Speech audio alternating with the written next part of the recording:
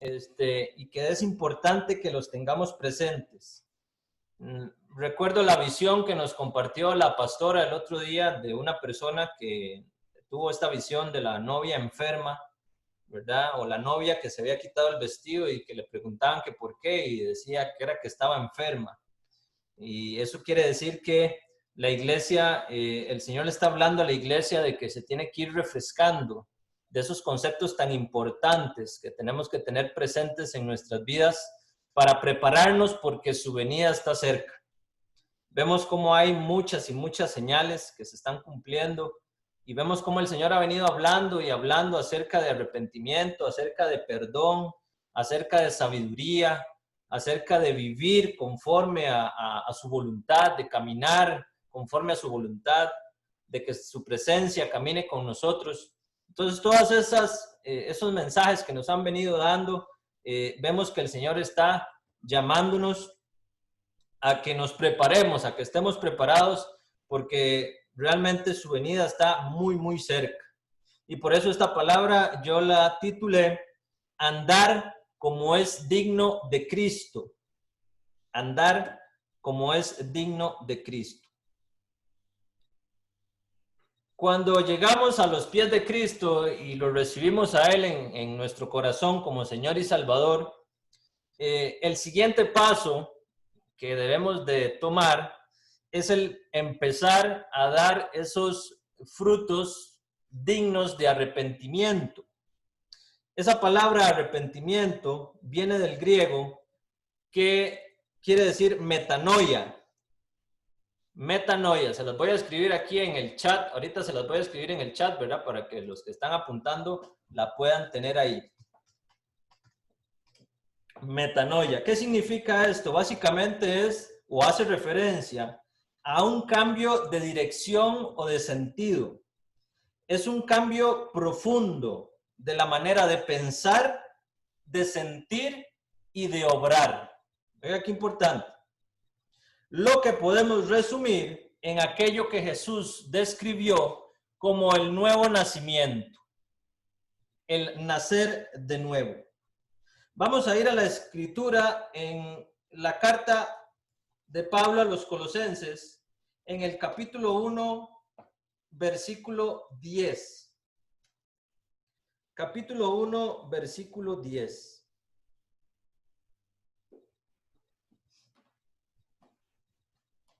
Dice la palabra del Señor. Colosenses 1:10. Para que andéis como es digno del Señor, agradándole en todo, llevando fruto en toda buena obra y creciendo en el conocimiento de Dios. Entonces, una vez que nosotros ya recibimos a Jesús como Señor y Salvador de nuestra vida, pues es seguir con el siguiente paso, ¿verdad? Y es nacer de nuevo y hacer básicamente lo que este versículo aquí nos está diciendo. Andar como es digno del Señor, agradándole en todo es en todo, no es solamente en la iglesia, no solamente a través de las redes sociales poniendo imágenes bonitas ahí de versículos, ¿verdad? Sino es en todo, en nuestra casa, en nuestro diario vivir, ¿verdad? Obviamente también en la iglesia y con los demás. Es agradarle al Señor en todo lo que hagamos. Dice, llevando fruto en toda buena obra, ¿verdad? Que esos frutos, como lo decíamos al principio, sean dignos de arrepentimiento. O sea, que la gente diga, mira, lo que hace esta persona, ¿verdad? Ya no es lo que hacía antes, sino que ahora hace cosas diferentes. Cosas que muestran que ha tenido un cambio en su vivir, en su vida, ¿verdad? Y dice, creciendo en el conocimiento de Dios. Básicamente es el estudiar y escudriñar la palabra del Señor, ¿verdad? Entonces, cuando comenzamos a andar o a vivir como es digno de Cristo, es cuando comenzamos a vivir, ¿verdad? Como dice este versículo, con la manera de comportarnos, con la manera en que obramos, ¿verdad? Con la manera en que le servimos al Señor y, lo más importante, predicando su palabra y también estudiándola y conociéndola, ¿verdad? Para saber qué es lo que vamos a transmitirle a aquellas personas, porque el Señor nos viene, nos restaura, nos salva, los lava con su sangre, pero Él espera que eso que nosotros recibimos, también nosotros se lo podamos compartir a otros, ¿verdad? Él no espera que usted lo reciba y ya, usted se guardó eso y luego usted sigue ahí engordándose y alimentándose, no. Él lo que espera es que nosotros llevemos ese mensaje también a los que están allá afuera, a los que lo están esperando, a los perdidos. Este verbo de andar, ¿verdad? Con el que empezaba ahí el versículo, andéis, el verbo andar viene del griego peripateo, se los voy a escribir aquí también.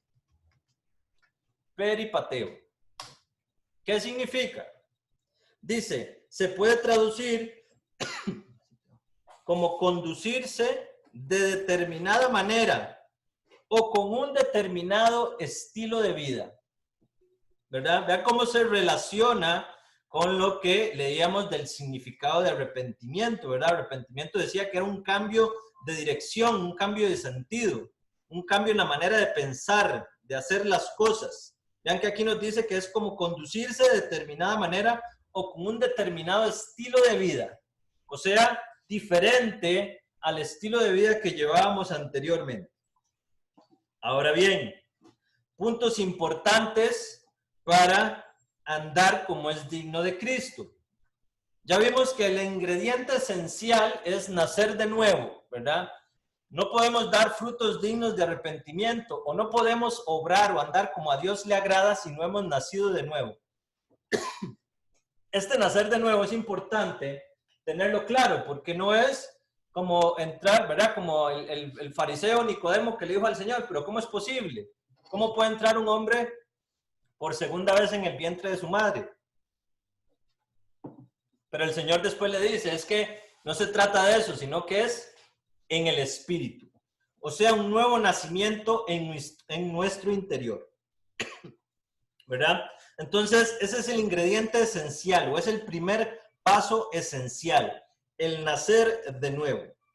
Ahora bien, dice que es un proceso que debemos de seguir, o sea, no es de la noche a la mañana, es comenzar a cambiar nuestra manera de pensar para que cambie nuestra manera de vivir. O sea, debemos de sujetarnos, ¿verdad? O empezar a sujetar aquellas áreas de nuestra vida que eran las que nos afectaban anteriormente.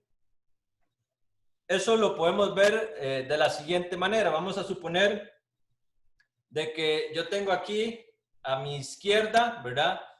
Un imán, ¿verdad? Y ese imán me atrae más hacia el enemigo. Vamos a decir, no me gusta decir hacia el infierno, ¿verdad? Pues suena muy feo. Vamos a decir hacia el enemigo. Y este otro me atrae más hacia Dios. Pero ¿qué depende de que yo me vaya para un lado o para el otro? Depende de mí mismo, de lo que haya dentro de mi corazón. Si yo empiezo a darle cabida más a aquellas cosas que no agradan al Señor o a no cambiar aquellos pensamientos o actitudes que el Señor quiere cambiar en mí, entonces eso me va a ir atrayendo más hacia el enemigo. Pero si yo me meto de lleno y yo decido hacer ese cambio radical en mi vida, en mi manera de pensar, de vivir y demás, eso me va a ir atrayendo más hacia Dios. Entonces vean que depende de uno, ¿verdad? Si yo no sujeto a la carne, como lo dice, ¿verdad? Como se dice, entonces eso me va a ir llevando más hacia el enemigo. A un punto de que si yo me dejo llevar por completo, pues voy a estar casi prácticamente pegado a él.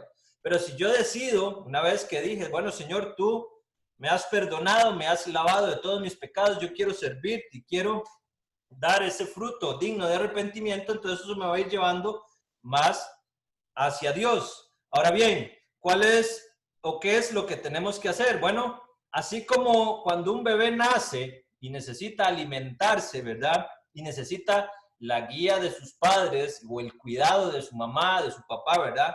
Para poder ir creciendo, así también nosotros cuando nacemos de nuevo, espiritualmente hablando, ¿verdad?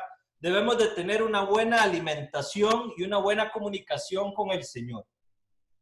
Esta alimentación, ¿verdad? A diferencia de la que tiene el bebé, vamos a decirlo humano, ¿verdad?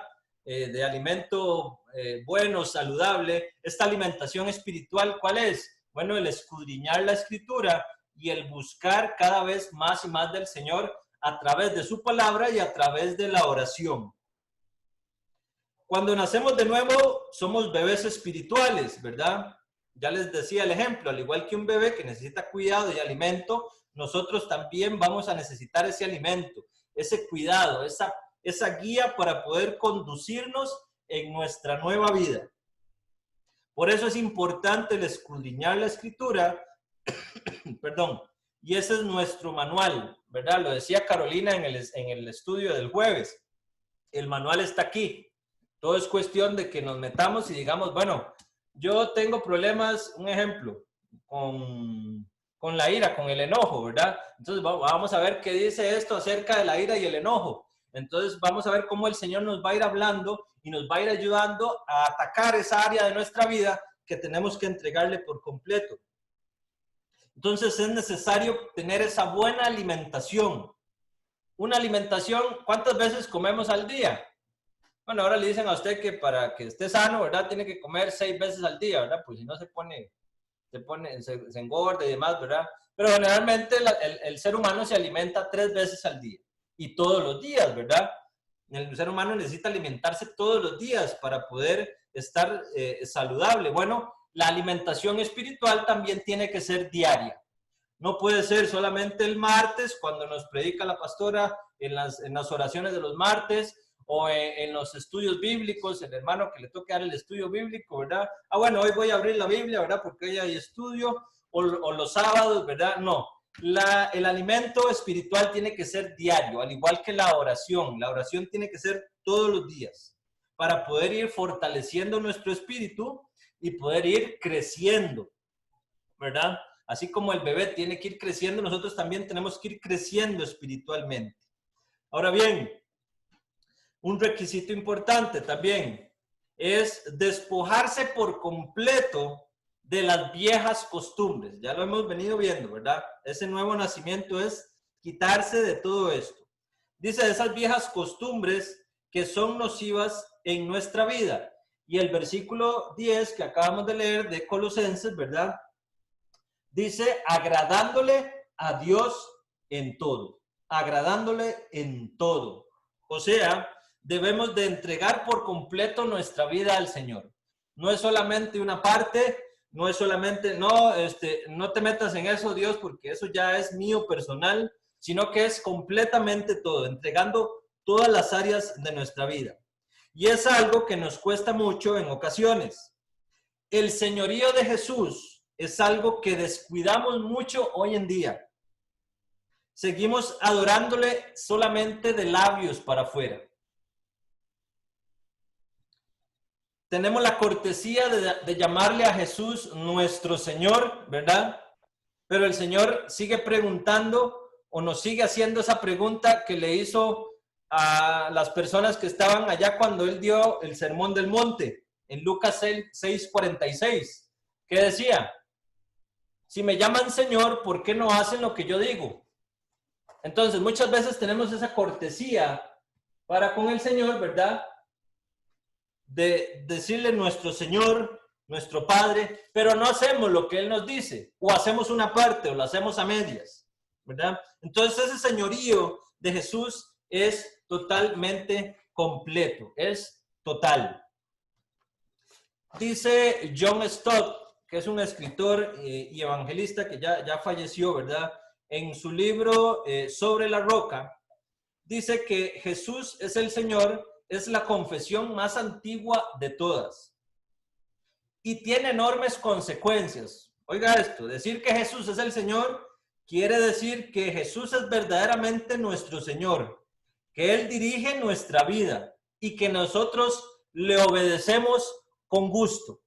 ¿Qué quiere decir con gusto? No a regañadientes, no porque la pastora me dice, no porque ya y lo que dice aquí ya y tengo que hacerlo porque no me queda de otra. No, es con gusto, es con felicidad, ¿verdad? Que no importa si eso me va a costar el tener que como dicen, apartarme de muchas cosas. pero no importa, lo hago con gusto porque el Señor me lo está pidiendo, porque eso me va a ayudar a que el día que Él venga yo pueda irme con Él, o el día que me toque morir yo pueda irme con el Señor. Dice, más aún, colocamos todos los aspectos de nuestra vida bajo su señorío.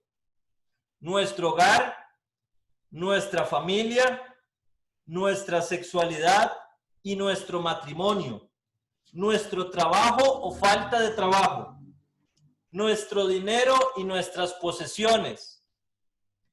Y oigan esto, nuestras ambiciones y, ojo a esto, y hasta nuestros momentos de ocio. Oiga usted, que en esos momentos de que no estamos haciendo nada, ¿verdad? También debemos de entregárselos al Señor, porque esos momentos de ocio es donde se aprovecha el enemigo, ¿verdad? Y vamos y hacemos las cosas que a Dios no le agrada. Entonces, el señorío de Jesús es completamente en toda nuestra vida. Oiga que hasta cuando la mente está desocupada, uno tiene que entregarle ese momento al Señor.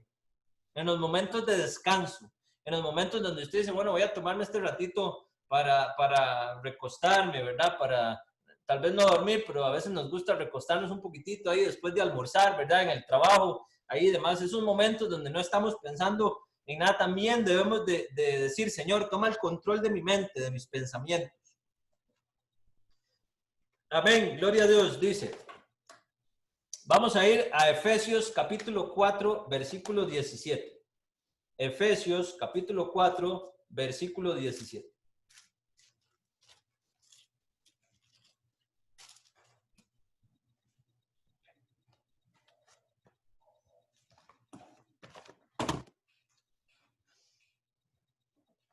Dice la palabra del Señor con el subtítulo La nueva vida en Cristo, lo que venimos hablando. Escribe el apóstol Pablo, dice, esto pues digo y requiero en el Señor, que ya no andéis, ojo que es el mismo verbo que vimos en la escritura anterior, ¿verdad? El mismo verbo que se describe con el griego de peripateo, como los otros gentiles que andan en la vanidad de su mente. Esta palabra vanidad, ¿verdad? A lo que se refiere es a cosas que no son de nada, para nada provecho en la vida del ser humano. O sea, cosas que es solamente para nuestros propios deleites. Y dice, en ese entonces Pablo les decía que no andéis como los otros gentiles, que andan en la vanidad de su mente. O sea, andaban pensando en cosas que no eran verdaderamente importantes, no andaban pensando en agradarle a Dios, sino estaban pensando en sus propios deleites, en tener dinero, en tener fama, en ser reconocidos por muchos, ¿verdad? Eso es vanidad. Dice, teniendo el entendimiento entenebrecido, ajenos de la vida de Dios, por la ignorancia que en ellos hay y por la dureza de su corazón. Óigase bien, el corazón, lo importante, ¿verdad? Vamos a pasar al versículo 22, dice, en cuanto a la pasada manera de vivir, despojaos del viejo hombre, que está viciado conforme a los deseos engañosos, y renovaos en el espíritu de vuestra mente, y vestidos de nuevo hombre, creado según Dios en la justicia y santidad de la verdad. Esta metáfora que Pablo aplica aquí, esta metáfora de vestimenta, ¿verdad? De vestirse del viejo hombre y del nuevo hombre, es algo que él aplica también en la carta a los Colosenses, ¿verdad? Y es una forma gráfica del cambio de vida que viene en consecuencia de la conversión a Cristo. No solamente es decir, Señor, te recibo en mi corazón, sino que es aplicarlo, es dar ese siguiente paso, ¿verdad? Debemos de someternos y sujetarnos a la voluntad de Dios, a lo que Él nos quiere mostrar, a donde Él nos quiere llevar. Y ojo a esto, y más aún cuando somos líderes. Cuando se es líder, mucho más. No estoy diciendo que, ¿verdad? Que hay un grado, no, todos igual, pero cuando es líder todavía aún más. Dice la escritura en 2 de Timoteo, capítulo 2, versículo 4. Pueden anotarlo ahí, lo leen después. Leo para ustedes, dice, ninguno que milita, ¿verdad? Se enreda en los negocios de la vida a fin de agradar a aquel que lo tomó por soldado. Entonces, aquel que es líder debe de someterse aún más por agradar al Señor. ¿Por qué? Porque cuando se es líder se tiene que dar ejemplo también. Debemos de dar el ejemplo para aquellos que están afuera, ¿verdad? Para aquellos que necesitan escuchar el mensaje, vean que hay un cambio verdadero en nuestras vidas y que ellos digan, yo quiero de eso, yo quiero que ese hermano tiene. ¿Cómo puedo lograrlo? Bueno, recibiendo a Cristo, pero cambiando su forma de vivir, ¿verdad? Más aún cuando somos líderes. ¿Qué quiere decir militar? Es estar como soldado, es estar en el ejército celestial, ¿verdad? Si ya somos escogidos como soldados, no debemos de enredarnos en los negocios de la vida. Estos negocios de la vida es el pecado, toda la lista de pecados, ¿verdad? Lo mismo de Gálatas 5 que aparece allá, las obras de la carne, es no enredarnos en nada de eso, ni en ganancias deshonestas, ni en cosas que nos puedan llevar a algo que a Dios no le agrada, ¿verdad? Y después nos topemos con la situación lamentable de que, bueno, vino el Señor y nos quedamos aquí, ¿verdad? Entonces debemos de someternos y sujetarnos a cuál es la voluntad de Dios. Señor, ¿qué quieres hacer conmigo? Dime dónde me quieres llevar, dime por dónde ir. Ay, dame un segundito que se me salieron dos aquí, ahora sí. ¿Dónde quieres que yo vaya, Señor? ¿Qué quieres que haga? ¿Qué quieres que cambie, Señor? Me sujeto por completo a tu voluntad, Señor. El otro punto, ya vimos este, ¿verdad? El otro punto es, y este también es delicado, es estando en paz con los hermanos. Si andamos como es digno de Cristo, debemos estar en paz con los hermanos. Vamos a ir a la escritura, a Mateo capítulo 5, versículo 22, perdón, 21. Mateo capítulo 5, versículo 21.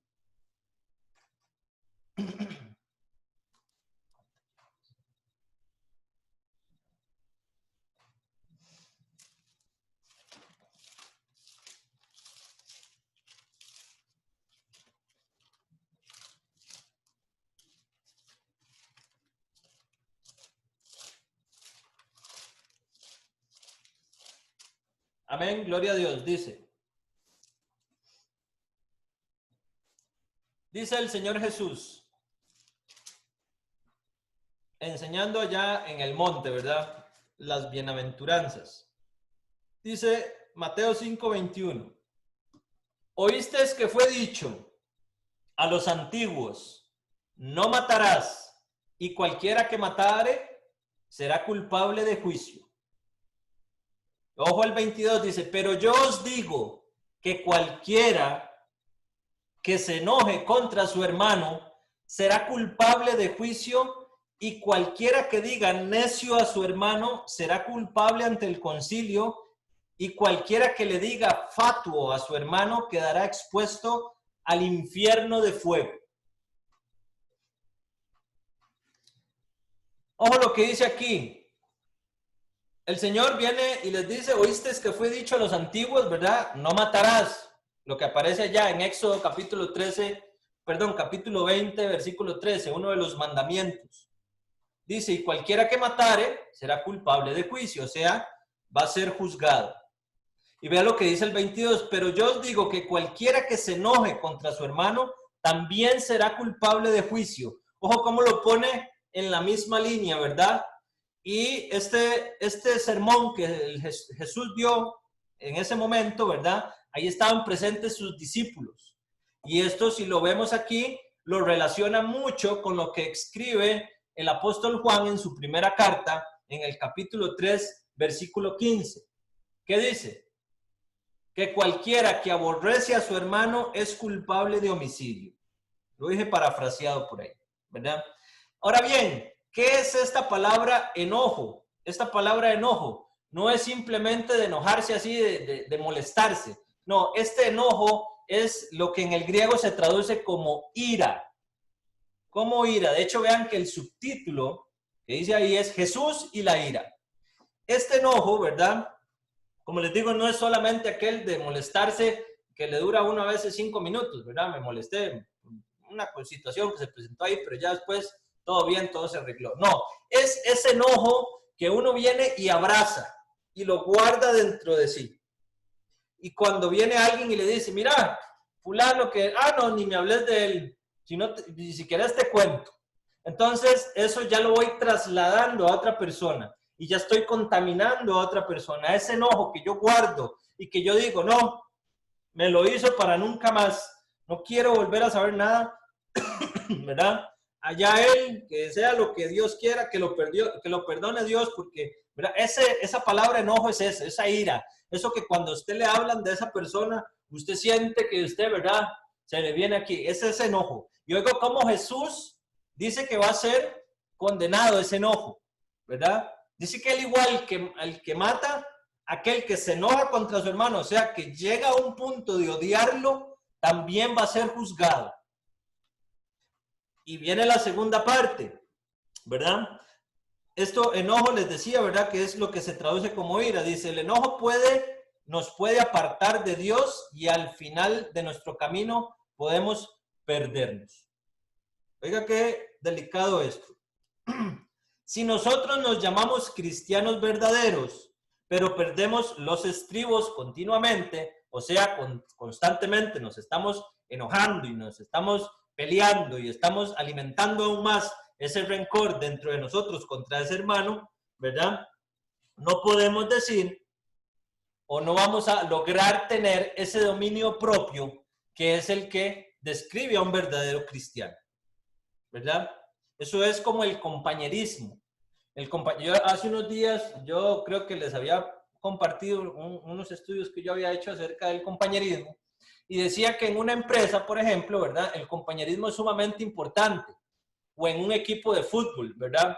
Ustedes ven que un equipo de fútbol que llega a ser campeón es muchas veces porque todos los compañeros de equipo, ¿verdad? Fueron verdaderos compañeros. Y ellos algunas veces entrevistan a la persona y dicen, no, es que nosotros no éramos simplemente un equipo, éramos una familia, ¿verdad? Entonces eso fue lo que nos llevó a tener ese éxito, ¿verdad? Y en una empresa también, empresas exitosas vienen y entrevistan al dueño de la empresa o al gerente de esa empresa, que cómo es que logran ser tan exitosos y él dice, bueno, es que aquí se fomenta el verdadero compañerismo. Ese compañerismo es el que hace que esa empresa sea sólida y vaya creciendo. Igual pasa en la iglesia. En la iglesia tiene que haber un verdadero compañerismo. ¿Por qué? Porque nosotros estamos para que el reino de Dios crezca, no para que se divida o no para que deje de crecer. Entonces, ese verdadero compañerismo, así como es importante en un equipo o en una empresa, también es importante aplicarlo en la iglesia. ¿Para qué? Para que la iglesia vaya creciendo, para que vaya dando ese fruto, para que ya no seamos solamente 5, sino que vamos, y a los días son 10, y después son 20, y después son 30, 40, 50. ¿Por qué? Porque la gente dice, uy, vea, qué bonito esa iglesia. Todos trabajando, todos se ayudan mutuamente y demás. Entonces eso hace que la gente vaya, ¿verdad? Creyendo y vaya creciendo, y eso ayuda a que el reino de Dios vaya creciendo y que el día de mañana las que vayamos a subir con él, ¿verdad? Seamos bastantes. Una cosa que hay que tener claro es que allá en el cielo el Señor no va a tener un espacio para fulano y sutano, ¿verdad? O no, Juanito va a ir aquí y sutanito va a ir allá a las 2 cuadras, porque es que como no se llevan, entonces ya voy a tenerlos aparte. No, ahí todos vamos a estar en un solo cuerpo. El cuerpo de Cristo es un solo cuerpo. No puede trabajar un cuerpo, el brazo por allá y la pierna por allá. No, es un cuerpo. Por eso se le llama así, el cuerpo de Cristo, porque es todo unido. Entonces, es importante esto, ¿verdad? Que ese enojo, si usted tiene enojo contra alguien, dígale al Señor, Señor, ayúdame, pero necesito perdonar a esta persona. Necesito que mi corazón sea sanado. Necesito que ya esto me está llevando a puntos donde me estoy envenenando, me estoy ensuciando. Yo quiero servirte genuinamente. Yo quiero estar en paz con todos. Y ojo a la segunda parte del versículo 22, donde dice, y cualquiera que diga necio a su hermano será culpable ante el concilio. Ahora bien, si analizamos esta palabra necio, ¿verdad? En el contexto nuestro, necio generalmente lo utilizamos para decirle a alguien que molesta mucho, ¿verdad? O cuando alguien es constantemente molestón y demás, y, ¿verdad? Se nos sale eso de que es que él es muy necio, ¿verdad? Pero si lo aplicamos en el contexto de los tiempos de Jesús, esta palabra necio, ¿verdad? Viene o se traduce por la palabra raca. Ya se los voy a anotar aquí.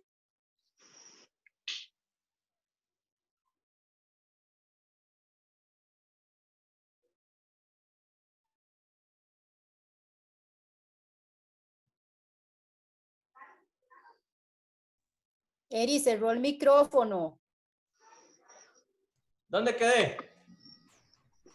Raca, en la palabra raca. Ok, ¿verdad? Ya se las escribí ahí. Esta palabra raca, si la aplicamos al contexto ya de los tiempos de Jesús, ¿verdad? Eso es lo que se describe como necio. Y ojo lo que significa esta palabra raca, aplicándola a esos tiempos, dice. El vocablo raca significa frívolo, loco, vacío. Y ojo aquí, lo más importante, se usa como un término de insulto y equivale a llamar a alguien cabeza dura, cabeza hueca, tonto y discúlpenme la palabra también que voy a usar, idiota. Ojo a esto. En tiempos de Jesús, llamar raca a una persona era algo tan ofensivo que el Señor dice que quien lo haga será culpable ante el concilio. Y esa raca es esta palabra que está aquí, necio, ¿verdad? Quiere decir que si usted a alguien le dice todo eso que yo acabo de decir, ¿verdad? Usted es un cabeza hueca, o usted es perdón otra vez la expresión, un idiota y demás, está utilizando este término que Jesús está condenando aquí. Raca. Es algo que describo a alguien, ¿verdad? O la forma de despreciar a alguien. Es un desprecio hacia la gente. Entonces, cuando usted desprecia a alguien, está cayendo en esto, ¿verdad? Eso es a lo que Jesús se refería con llamar necio. No solamente decirle necio porque molesta mucho, sino que cuando lo hacemos en un tono despreciativo, ¿verdad? Uy, es que esa persona, ¿verdad? Es ¿verdad? Y ya decimos unas palabras ahí o estas que acabamos de decir, estamos cayendo en esto. Y vean que esto es castigado y aún más severo, ¿verdad? Porque vea lo que dice, será culpable de juicio. Pero dice que si llaman necio a alguien, ¿verdad? O cualquiera que le diga fatuo, que también es otra expresión insultante, quedará expuesto al infierno de fuego. Miren qué tremendo lo que es esto, hermanos. Por eso hay que tener tanto cuidado con eso, ¿verdad? Porque a veces decimos las cosas porque ya dicen, por decirlas, ¿verdad? Sin pensar. Hemos venido viendo estos días atrás lo que es pedir sabiduría en el estudio de la carta de Santiago, ¿verdad? Decía, aquel que no tenga sabiduría, pídasela al Señor. ¿Por qué? Porque esa sabiduría que nosotros le pedimos a Dios es la que nos ayuda a no caer en esto. A que si nos hacen algo, tratar de contenernos y decir, Señor, esta persona me hizo algo, me ofendió, pero yo tengo paz en mi corazón, la perdono y sigo adelante, ¿verdad? Pero si no tenemos esa sabiduría, ¿qué es lo que pasa? Que nos ofenden y se nos viene a la mente la primera palabra que, ¿verdad? Insultante, humillante, ¿verdad? Y demás. Ojo también a esta palabra de raca, ¿verdad? Que es también desprecio. Hay una enseñanza, que utilizaban los judíos, ¿verdad? En tiempos antiguos para, básicamente también explicar esto, ¿verdad? Y esa enseñanza decía más o menos así: 3 hombres descienden al infierno para no volver jamás. Número 1, el adúltero. Y ojo a las otras 2. Número 2, el que avergüenza a su prójimo en público. Aquello de las burlas, ¿verdad? Y ojo a esta, la tercera, y el que le pone a su prójimo un apodo o un sobrenombre insultante. Ojo con el cuidado que hay que tener también con los sobrenombres. Yo cuando leí esto dije, Señor, ¿verdad? Porque si esto lo enseñaban, vea que viene muy relacionado con lo que está diciendo Jesús aquí. Cualquiera que llame necio a su hermano, que ya vimos la definición, o fatuo, ¿verdad? Será expuesto, quedará expuesto al infierno de fuego. Esta enseñanza la daban los judíos, ¿verdad? Para explicar básicamente esto. Ahora bien, el desprecio hacia las personas. Había una historia también de un rabino joven, ¿verdad? Que él se estaba preparando, estaba estudiando, ¿verdad? Y dice que una vez venía por el camino, él, ¿verdad? Iba hacia su casa y se encontró a un rabino ya más, un maestro, ¿verdad? Ya un rabino más, podríamos decir, más preparado, ¿verdad? Entonces dice que este hombre, ¿verdad? Era muy sencillo, muy humilde, el que venía caminando, el rabino joven. Y dice que se lo encontró y lo saludó al rabino mayor, vamos a ponerlo así, ¿verdad? Y le dijo, hey, rabino, ¿cómo estás? ¿Verdad? Y dice que el rabino mayor se le quedó viendo así y le dijo, raca, le dijo, ¿verdad? Qué feo eres, le dijo, ¿verdad? Porque el rabino joven no era muy agraciado, ¿verdad? Entonces dice que el rabino mayor le dijo, raca, pero qué feo eres, ¿verdad? Y entonces dice que el hombre menor se quedó así, el rabino menor se quedó así, ¿verdad?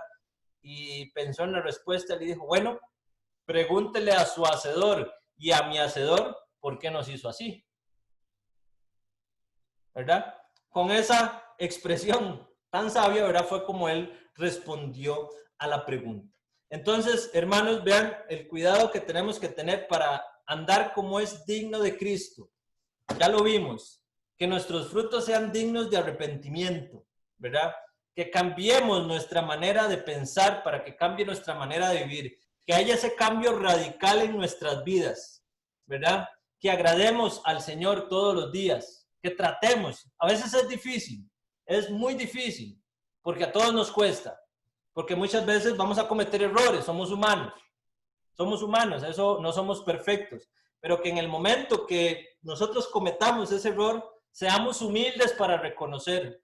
Muchas veces no tenemos esa humildad de reconocer de que tenemos un problema y somos malcriados, y somos maledicientes, ¿verdad? Ay, pero ¿por qué? No, es que yo soy así.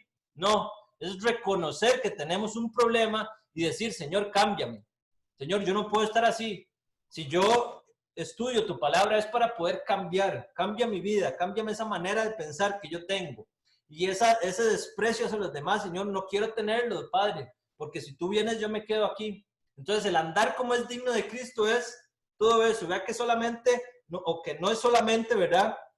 Que usted estudie la palabra y que se llene, sino que es que usted demuestre, ¿verdad? En su diario vivir, de que usted está conociendo al Señor, de que usted está caminando con Él, de que usted va de la mano de Él. Y también de que usted pueda vivir en paz con todos. Porque cuando suene la trompeta y cuando seamos llamados, ¿verdad? Como lo que la pastora le llama el bus, ¿verdad? El primer bus. No va a haber un bus para este grupo y otro bus para aquel grupo. No, va a haber un solo bus. Y todos vamos a estar reunidos allá. No es que un grupo para acá y otro para acá. No, todos vamos a estar unidos. Entonces, puntos importantes. Una vez que hemos nacido de nuevo, aplicar, ¿verdad? El nuevo nacimiento en nuestra vida, cambiando por completo y entregándole a Jesús todo el señorío.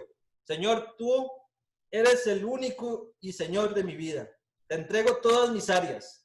Lo que me gusta, lo que no me gusta, Señor. Si tienes que abrirme, Señor, y volverme al revés, ¿verdad?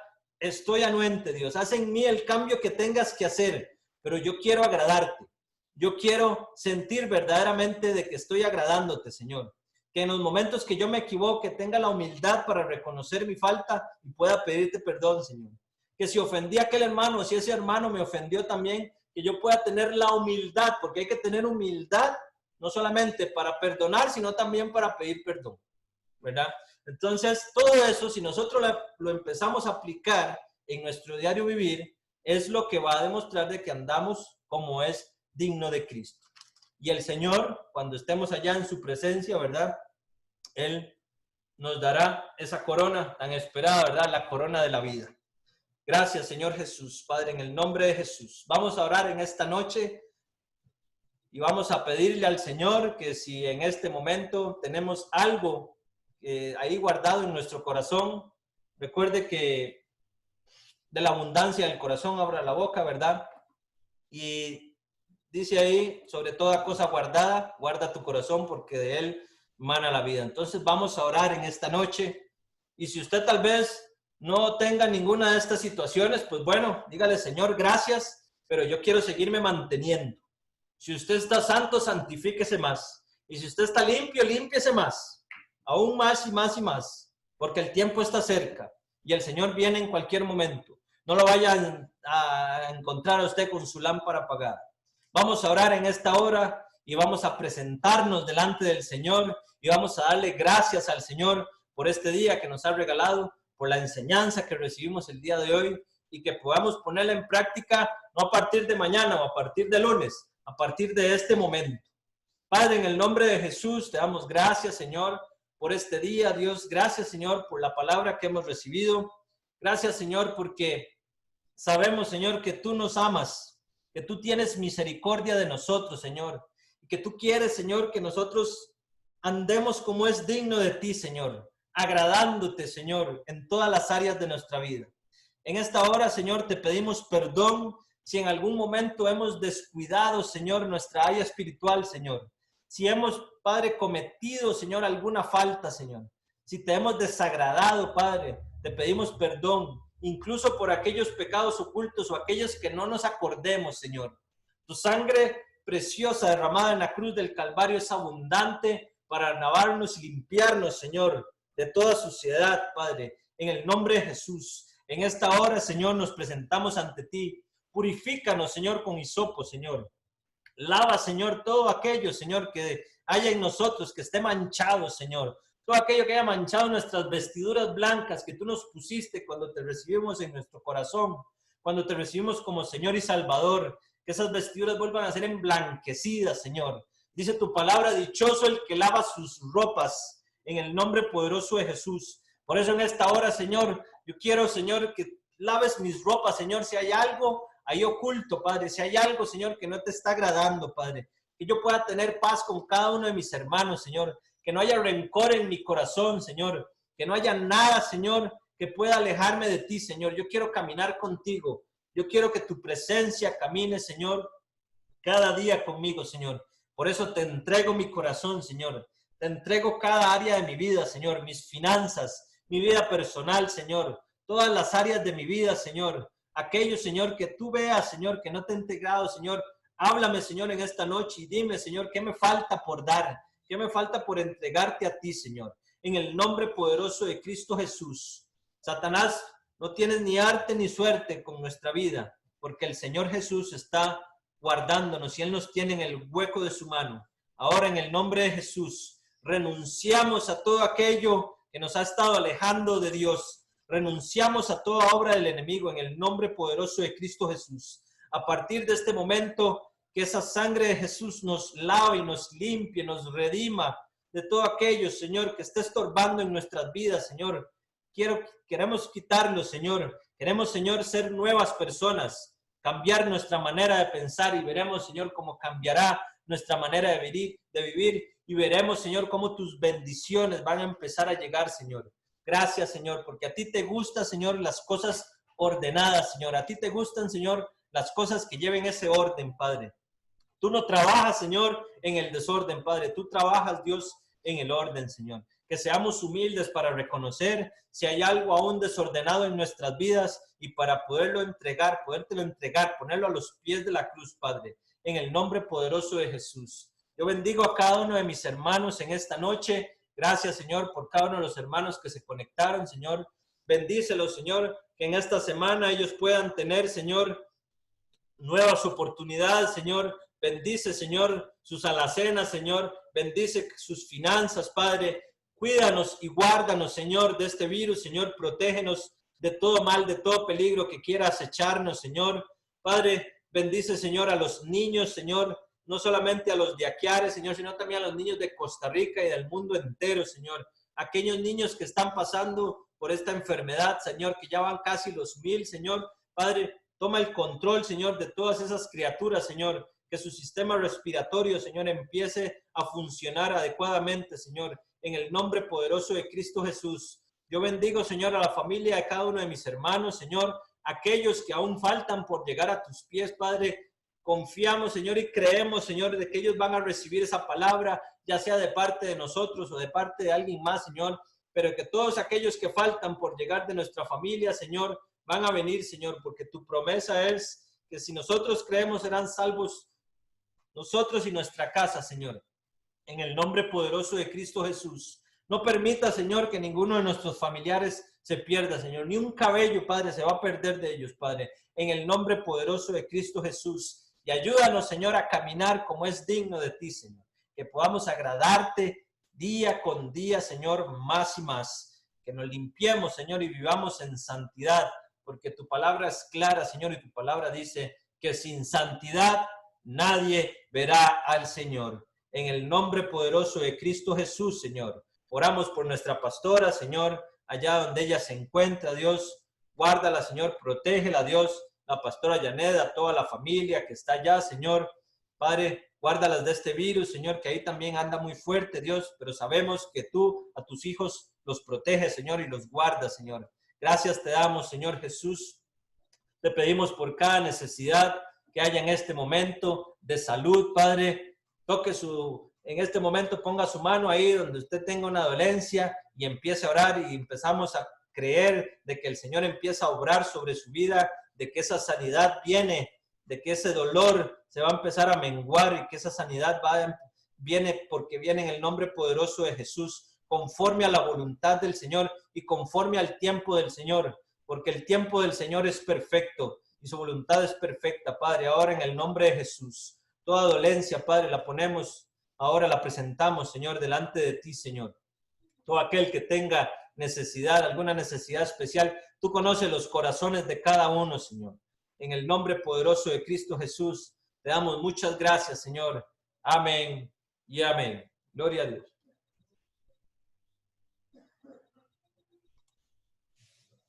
Eri.